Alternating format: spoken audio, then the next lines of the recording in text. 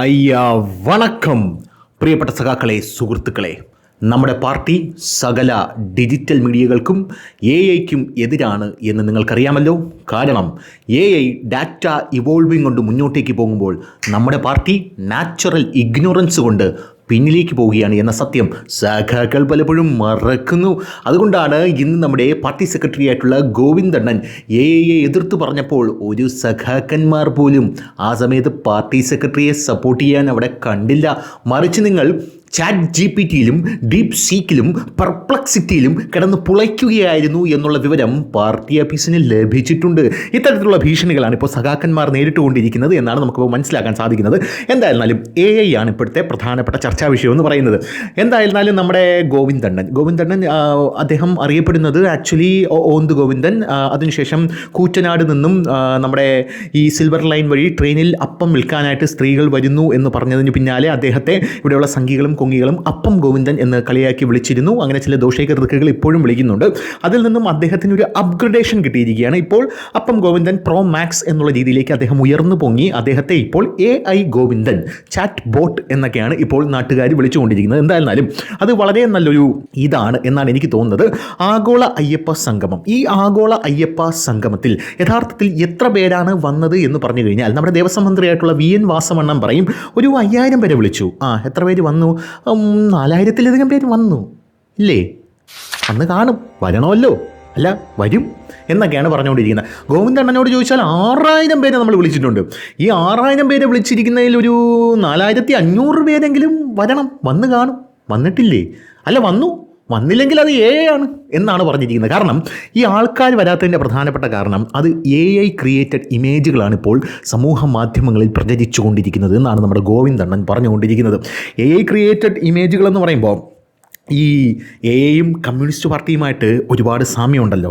അതായത് ഈ എന്ന് പറയുന്ന ഈ സാധനം, അതായത് ആർട്ടിഫിഷ്യൽ ഇൻ്റലിജൻസ് പ്രവർത്തിക്കുന്നത് ഈ സെൻട്രലൈസ്ഡ് കൺട്രോളിലൂടെയാണ്. കമ്മ്യൂണിസ്റ്റ് പാർട്ടി അങ്ങനെയാണ്, ഒരു സെൻട്രലൈസ്ഡ് കൺട്രോളിലൂടെയാണ് AI പ്രവർത്തിക്കുന്നത് പോലെ കമ്മ്യൂണിസ്റ്റ് പാർട്ടിയും പ്രവർത്തിക്കുന്നത്. അതുകൊണ്ടാണ് ആദ്യം ഈ AI വന്നപ്പോൾ ഇത് സോഷ്യലിസത്തിലേക്ക് നയിക്കും എന്ന് നമ്മുടെ ഗോവിന്ദണ്ണൻ പറഞ്ഞത്, AI ഗോവിന്ദണ്ണൻ പറഞ്ഞത്.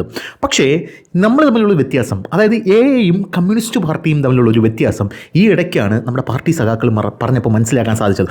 അതെന്ന് പറഞ്ഞാൽ ഒരു യമണ്ടം വ്യത്യാസമാണ്.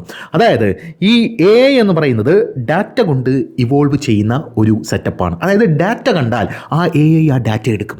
ആ ഡാറ്റ എടുത്തിട്ട് എനിക്ക് തെറ്റുപറ്റി, ഈ ഡാറ്റയാണ് കറക്റ്റ്, അതുകൊണ്ട് ഇനി ഞാൻ ഈ ഡാറ്റ വയ്ക്കുന്നു എന്ന് പറയും. അപ്പോൾ വേറെ ആരെങ്കിലും അപ്പുറത്തെന്ന് പറയണം ആ ഡാറ്റയും തെറ്റാണ്, ഞാനൊരു പുതിയ ഡാറ്റ തരാം. അപ്പോൾ AI അതിൻ്റെ ബുദ്ധി കൊണ്ട് അതിനെ വിശകലനം ചെയ്യും. വിശകലനം ചെയ്തിട്ട് എന്ത് ചെയ്യും? AI ഈ ഡാറ്റയെ തള്ളിയിട്ട് ആ ഡാറ്റ എടുക്കും. കാരണം ഈ ഡാറ്റയെക്കാട്ടിലും ലോജിക്കലി ക്ലിയർ ആണ് ആ ഡാറ്റ, അതുകൊണ്ട് ആ ഡാറ്റ എടുക്കും. കമ്മ്യൂണിസ്റ്റ് പാർട്ടി എന്ന് പറയുന്നത് ഡാറ്റ കണ്ടാലും ഇവോൾവ് ചെയ്യില്ല. അതായത് നമ്മളൊരു പടം കാണിച്ചു കൊടുക്കുന്നു, ഇതാണ് സത്യം, ഉടനെ പറയും പോടാ പെണ്ണുപിടിയാ കഞ്ചാവടിയാ, എനിക്കറിയാം നിൻ്റെ വീട്ടിൽ കഞ്ചാവ് നട്ടിട്ടുണ്ട് എന്നൊക്കെ പറഞ്ഞ് വലിയ സെറ്റപ്പും കൊണ്ട് ഇവർ വരും എന്നുള്ളതാണ് വേറൊരു കാര്യം എന്ന് പറയുന്നത്. അതിൽ ഏറ്റവും വലിയ ഉദാഹരണമാണ് നമ്മുടെ ശിവൻകുട്ടി അണ്ണൻ. ദാറ്റ്സ് റൈറ്റ്, ശിവൻകുട്ടി അണ്ണൻ എന്ന് പറയുന്നത് ഒരു താണ്ഡവ നടനം നമ്മുടെ നിയമസഭയിൽ നടത്തിയത് നമുക്ക് എല്ലാവർക്കും അറിയാമല്ലോ. മുണ്ടും തുണി ഇല്ലാതെ ഓടുക, എന്തെന്ന് പറയുന്നു തുണി അഴിച്ചിട്ട് ആടുക. പിന്നെ അത് മാത്രമല്ല അദ്ദേഹം അവിടെ ബോധം കെട്ട് വീഴുന്നത് നമ്മൾ കണ്ടു. ബിഗ് ബോസിൽ പോലും ഇത്രയും വലിയ നാട്യ നടനങ്ങൾ നമ്മൾ കണ്ടിട്ടില്ല എന്നുള്ളതാണ് എനിക്കിവിടെ പ്രധാനമായിട്ടും എടുത്ത് പറയാനുള്ള ഒരു കാര്യം എന്ന് പറയുന്നത്. കാരണം ബിഗ് ബോസിൽ പോലും ഇല്ലാത്ത രീതിയിലുള്ള അഴിഞ്ഞാട്ടങ്ങളൊക്കെയാണ് നമ്മൾ ഒരു സമയത്ത് നിയമസഭയിൽ കണ്ടത്. അതിനുശേഷം അദ്ദേഹം നിയമത്തിൽ നിന്ന് അന്തസ്സായിട്ട് തോറ്റു. അതിനുശേഷം അദ്ദേഹം നിയമത്തിൽ നിന്ന് പ്രവർത്തിച്ചു. അദ്ദേഹത്തിൻ്റെ നല്ല കാലം കൊണ്ടാണോ അത് രാജഗോപാലിൻ്റെ മോശം കാലം കൊണ്ടാണോ എന്നറിയില്ല. ഈ രാജഗോപാൽ എന്ന് പറയുന്ന BJPയുടെ MLA അവിടെ നിന്ന് മാറി ഉമ്മന രാജശേഖരൻ വന്നു. പിന്നീട് വിദ്യാഭ്യാസ മന്ത്രിയാകാൻ വേണ്ടി അദ്ദേഹം അവിടെ നിന്നു. നമ്മുടെ ശിവൻകുട്ടിയാണ് നിന്നു. അദ്ദേഹം പിന്നീട് ജയിച്ചു, രണ്ടാമത്തെ പിണറായി സർക്കാരിൻ്റെ ജയിച്ചു. വിദ്യാഭ്യാസ മന്ത്രി ആയപ്പോഴാണ് ഈ സംഭവത്തിൻ്റെ വിചാരണ വരുന്നത്. വിചാരണ വന്നപ്പോൾ നമുക്കറിയാലോ സഖാക്കളെ, പണ്ടേ ഈ CCTV ഡിജിറ്റൽ മീഡിയ കമ്പ്യൂട്ടർ എല്ലാം നമുക്കെതിരാണ്. അതുകൊണ്ട് തന്നെ ദേശാഭിമാനി മാത്രമാണ് നമുക്ക് അനുകൂലമായിട്ട് നിൽക്കുന്ന ഒരു സെറ്റപ്പ് എന്ന് പറയുന്നത്. ബാക്കി എല്ലാ സെറ്റപ്പും നമുക്ക് എതിരാണ് എന്ന് നമുക്ക് എല്ലാവർക്കും കൃത്യമായിട്ടാണ്. കാരണം ഈ ദേശാഭിമാനി എന്ന് പറയുന്നത് പിറ്റേ ദിവസം ആൾക്കാർ വായിക്കുകയുള്ളൂ. ആ പിറ്റേ ദിവസം ആൾക്കാർ വായിക്കുന്നതിൻ്റെ ഇടയിൽ നമ്മൾ പറഞ്ഞ മണ്ടത്തരങ്ങളും പൊട്ടത്തരങ്ങളും ഒക്കെ തിരുത്താൻ നമുക്കൊരു ഗ്യാപ്പ് അതിൻ്റെ ഇടയിലുണ്ട്. ഇനിയിപ്പോൾ ആൾക്കാർ അതിൽ വായിച്ചാൽ തന്നെയും അടുത്ത ദേശാഭിമാനിയിൽ ഒരു ക്ഷമാപണം നടത്തിയാൽ മതി. പക്ഷേ ഈ സെറ്റപ്പ് അങ്ങനെയല്ല. CCTV എന്നൊക്കെ പറയുന്നത് അത് ലൈവാണ്. ഈ ലൈവായിട്ടുള്ള വിഷ്വൽസൊക്കെ ഈ കോടതി എടുത്ത് വെച്ചിട്ട് ഇത് നിങ്ങളല്ലേ എന്ന് ചോദിച്ചപ്പോൾ പച്ചയ്ക്ക് നമ്മുടെ ശിവൻകുട്ടി എന്നും പറഞ്ഞത് ഞാനല്ല. അപ്പോൾ കോടതി ഒന്ന് അന്തം വിട്ടു. എന്നിട്ട് എന്താ പറഞ്ഞത്? ഞാനല്ല. അല്ല എന്ന് പറഞ്ഞാൽ അല്ല, ഞഹി എന്ന് പറഞ്ഞാൽ ഞഹി എന്ന് പറഞ്ഞ് വിചാരണയ്ക്ക് പോലും പോകാതെ കാത്തു കെട്ടി കിടക്കുകയാണ് നമ്മുടെ ശിവൻകുട്ടി അണ്ണൻ. ഇനി കോടതി വേണമെങ്കിൽ അണ്ണൻ്റെ അടുത്ത് വരട്ടെ എന്നുള്ള നിലപാടാണ്. അപ്പോൾ ഡാറ്റ കണ്ടാലും ഇവോൾവ് ചെയ്യാത്തൊരു പാർട്ടിയാണ് CPM എന്ന് പറയുന്നത്. അതായത് അഖിലേന്ത്യാ ആഗോള അയ്യപ്പ സംഗമം. സ്വാമിയേ ശരണമയ്യപ്പ.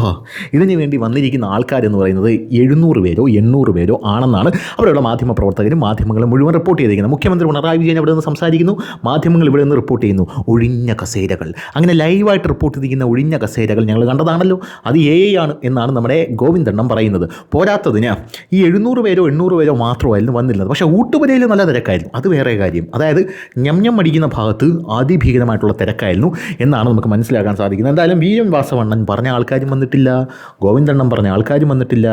ഇനി റിപ്പോർട്ടർ ചാനലിൽ നിന്ന് തള്ളുന്നത് ഈ ഓഡിറ്റോറിയത്തിനകത്ത് മുടിഞ്ഞ തണുപ്പായിരുന്നു. നമുക്കറിയാലോ, കല്ലും മുള്ളും ചവിട്ടി വേണം ശബരിമലയിലോട്ട് കയറിപ്പോകാൻ. അങ്ങനെയുള്ള അയ്യപ്പന്മാർക്ക് ഈ തണുപ്പിനകത്തേക്ക് കയറാൻ അവർക്കൊരു താല്പര്യക്കുറവുണ്ട്. അതുകൊണ്ട് അവർ വെളിയിൽ വിരിവെച്ചിരുന്ന് കാണുകയായിരുന്നു എന്നാണ് ഇവർ പറയുന്നത്. അതുകൊണ്ടാണ് നമുക്ക് ആൾക്കാരെ കിട്ടാതെ പോയത്, അതാണ് സത്യം എന്നാണ് നമ്മുടെ റിപ്പോർട്ടർ ചാനൽ ഇങ്ങനെ പറഞ്ഞുകൊണ്ടിരിക്കുന്നത്. പിന്നെ ഈ തണുപ്പുള്ളത് കൊണ്ട് തന്നെ ഈ തണുപ്പിനകത്ത് നിന്ന് കിടുങ്ങി വിറച്ച സഖാക്കൾ തൊഴിലാളി വർഗ്ഗമാണല്ലോ, അതുകൊണ്ട് തന്നെ ഈ തണുപ്പ് സഹിക്കാൻ വയ്യാതെ ഇറങ്ങി പുറത്തു പോയതാണ് എന്നാണ് പറയുന്നത്. അങ്ങനെയാണെങ്കിൽ നമ്മുടെ മുഖ്യമന്ത്രി പിണറായി വിജയൻ അവിടെ ഇരിക്കുന്ന ആൾക്കാരൊക്കെ പോളാർ ബിയറുകളാണല്ലോ, തണുപ്പ് സഹിച്ചതിനകത്ത് ഇരിക്കാൻ. അതായത് തണുപ്പ് സഹിക്കാൻ വയ്യാത്ത സഖാക്കന്മാരെ ഇറങ്ങി പുറത്തേക്ക് പോയി എന്നാണ് ഇവർ പറയുന്നത്. അതൊരു വല്ലാത്തൊരു ഗംഭീരമായിട്ടുള്ളൊരു ന്യായവാദമാണ്. I like it. പോലും കടത്തി വെട്ടിക്കളഞ്ഞു. എന്തായിരുന്നാലും അപ്പോൾ ഇങ്ങനൊരു സെറ്റപ്പിലാണ് കാര്യങ്ങളൊക്കെ മുന്നോട്ടേക്ക് പോയിക്കൊണ്ടിരിക്കുന്നത്. അപ്പോൾ ഈ ഒരു സാഹചര്യത്തിൽ ആ വേദിയിൽ കാണാൻ സാധിച്ച ആൾക്കാരെന്ന് പറയുന്നത് ഈ ചാനലുകളൊക്കെ പറയുന്നതും ദോഷേക ദൃക്കുകളൊക്കെ പറയുന്നത് പഴയ ഒരു സിമി നേതാവ് ഉണ്ടായിരുന്നൊക്കെ പറയുന്നുണ്ട്. പോരാത്തതിന് ഈ സിമി നേതാവ് മാത്രമല്ല, അവിടെ വേറൊരാളും കൂടെ ഉണ്ടായിരുന്നു. അത് ഈ അവിശ്വാസികളായിട്ടുള്ള, അതായത് ഞാൻ ഹിന്ദു ആണെന്ന് പോലും പറയാൻ മടിക്കുന്ന പല സിനിമാ നടന്മാരും അവിടെ ഉണ്ടായിരുന്നു. പോരാത്തതിന് CPMൻ്റെ പല അണികളുണ്ടായിരുന്നു. പോരാത്തതിന് സർക്കാരിൻ്റെ പല അനുകൂലികളുണ്ടായിരുന്നു. കോടതി ലംഘിച്ച്, അതായത് കോടതി വിധി ലംഘിച്ചു പോലും പ്രചാരണം നടത്തിയിട്ട് പോലും ഇത്രയും ആൾക്കാരെ മാത്രമേ കൂട്ടാൻ സാധിച്ചുള്ളൂ എന്നുള്ളതാണ് സർക്കാർ പറയുന്ന പ്രധാനപ്പെട്ട ഒരു കാര്യമെന്ന് പറയുന്നത്. ഗോവിന്ദണ്ണൻ സമ്മതിക്കാത്തൊരു കാര്യമെന്ന് പറയുന്നത് AI തലയിൽ വെച്ച് കെട്ടാനായിട്ട് ശ്രമിക്കുന്ന ഒരു സാധനം എന്ന് പറയുന്നത്. എന്തായിരുന്നാലും നമ്മുടെ AI തത്സമയം എല്ലാ മാധ്യമങ്ങളും ആ റിപ്പോർട്ട് കൊടുത്തിട്ടും ഗോവിന്ദണ്ണൻ AI വീണ്ടും പഠിച്ചുകൊണ്ടിരിക്കുകയാണ്. AI പഠിക്കാനായിട്ട് പല പല ക്യാപ്സൂളുകൾ ഗോവിന്ദണ്ണൻ ഇറക്കുന്നുണ്ട്. എന്തായിരുന്നാലും അത്തരത്തിൽ പല പല ക്യാപ്സൂളുകൾ വേണമെങ്കിൽ നിങ്ങൾക്ക് ഞാനും 5-6 ക്യാപ്സൂളുകൾ തരാം. അതായത് ആരെങ്കിലും ഇത് AI അല്ലെന്ന് ചോദിച്ചു കഴിഞ്ഞാൽ കടിച്ചാൽ പൊട്ടാത്ത വാക്കുകളിൽ എള്ളുണ്ട വാക്യത്തിട്ട് ചവിക്കുന്നത് പോലെ ഈ ക്യാപ്സൂൾ അങ്ങ് പറയുക. കൃത്രിമ ബുദ്ധി എന്നത് അറിവിൻ്റെ ഉൽപ്പാദന സാമഗ്രികളെ ഡിജിറ്റൽ ക്യാപിറ്റലിസത്തിൻ്റെ അടിമത്തത്തിൽ നിന്ന് മോചിപ്പിച്ച് പ്രൊലറ്റേറിയറ്റ് ഡാറ്റ പ്രോസസ്സിങ്ങിൻ്റെ ഹേഗൽ മാർക്സിസ്റ്റ് സംയോജനത്തിലേക്ക് കൊണ്ടുവരുന്ന ദ്വന്ദ്വവാദത്തിൻ്റെ അപഗ്രഥിത രൂപാന്തരമാണ് എന്നങ്ങ് പറഞ്ഞേക്കുക. പിന്നീട് അവരൊന്ന് തിരിച്ച് ചോദിക്കില്ല. ഇനി വേറെയും സാധനങ്ങൾ വേണമെങ്കിൽ വേറെയും തരാം.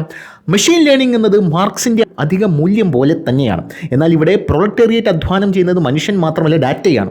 ആ ഡാറ്റയ്ക്ക് സ്വന്തം ക്ലാസ് ബോധം ഉണ്ടാകുമ്പോൾ അത് GPUകളുടെ വിപ്ലവത്തിലേക്ക് നയിക്കും. അങ്ങനെ വിപ്ലവത്തിലേക്ക് നയിച്ച മൂല്യാധിഷ്ഠിതമായിട്ടുള്ള ചില ചരിത്രഗുപ്ത സംഭവങ്ങളാണ് എന്നാലും അവിടെ കാണാനായിട്ട് നമ്മൾ ഇടയായത്. അങ്ങനെ വെച്ച് തള്ളിയേക്കണം. ഇനി മൂന്നാമത് വേണമെങ്കിൽ ഒരു ക്യാപ്സ്യൂൾ കൂടെ തരാം. കൃത്രിമ ബുദ്ധി മനുഷ്യാവസ്ഥയുടെ സാങ്കേതികമായിട്ടുള്ള പ്രത്യുൽപാദനം മാത്രമല്ല, മറിച്ച് പാർട്ടി ആലോചനയുടെ ഡിജിറ്റൽ കൂട്ടായ്മയുടെ രൂപം കൂടെയാണ്. അതിൽ ഓരോ പ്രോംപ്റ്റും ഒരു പ്രമേയവും ഓരോ ഔട്ട്പുട്ടും ഒരു പ്രമേയ പാസിങ്ങുമാണ്. ഒരു ഉപകരണമല്ല, അത് തന്നെയാണ് ഡയലക്റ്റിക്കൽ കോൺട്രഡിക്ഷൻ്റെ ഉയർന്ന നില. കാരണം അത് ഒരേ സമയം ബോത്ത് തൊഴിലാളികളുടെ അലൈനേഷനും തൊഴിലാളികളുടെ ലിബറേഷനും സൃഷ്ടിക്കുന്നു. അതുകൊണ്ട് ഒപ്പോസ് ചെയ്യുന്നതും സപ്പോർട്ട് ചെയ്യുന്നതും ഒരേപോലെ തന്നെ പൊളിറ്റിക്കൽ പ്രവൃത്തിയാണ് എന്നിവിടെ വച്ച് കീച്ച് ചെയ്യണം.